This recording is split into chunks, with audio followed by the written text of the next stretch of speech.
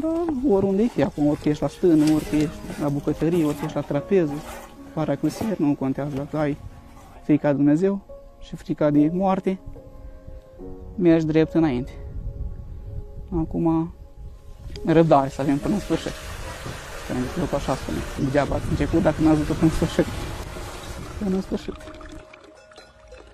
Dumnezeu să ajute pe fiecare în parte și pe noi, cei ce suntem la animale, să facem ascultarea cu drag pentru dragostea Lui, cu smerenie și cu răbdare, pentru a nădăjdui la bunătățile viitoare.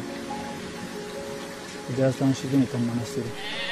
Nu am venit pentru a dobândi vreo dregătorie lumească sau trupească. Ne-am jertfit pentru a dobândi dragostea lui Dumnezeu. Asta a fost jertfa în mănăstire. Asta este crucea în mănăstire.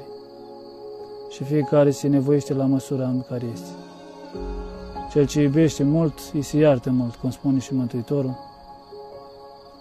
Deci prin crucea care o ducem noi în mănăstire și răbdarea care o facem în ascultări și în asta, ne arătăm dragostea noastră față de Dumnezeu.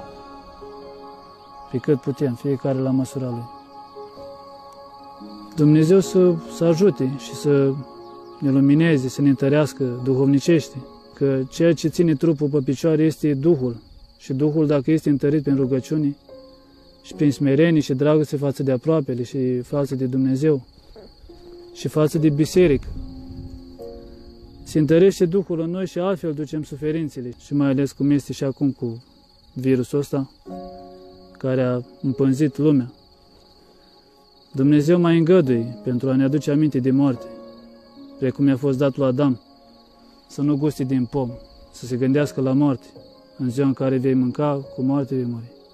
Așa și noi, Dumnezeu de asta, dacă a îngăduit să vină moartea peste noi, a îngăduit ca să ne mai trezim din răul pe care l-am făcut și asta să ne căim de el. Să ne căim că Dumnezeu nu voiește moartea păcătosului. Să ne întoarcem către El și El ne va ușura crucea. Dar crucea fără Dumnezeu este foarte grea. Se îngreuiază crucea. Când omul vrea să o ducă el pe puterea lui, nu poate. Numai Dumnezeu îl poate ajuta. Mântuitorul a dus crucea foarte grea. Și El o duce chiar și în zilele noastre pentru noi, în chip duhovnicesc. El poartă crucea omenirii, pentru că ne rabdă cu toate răutățile pe care le avem noi oamenii.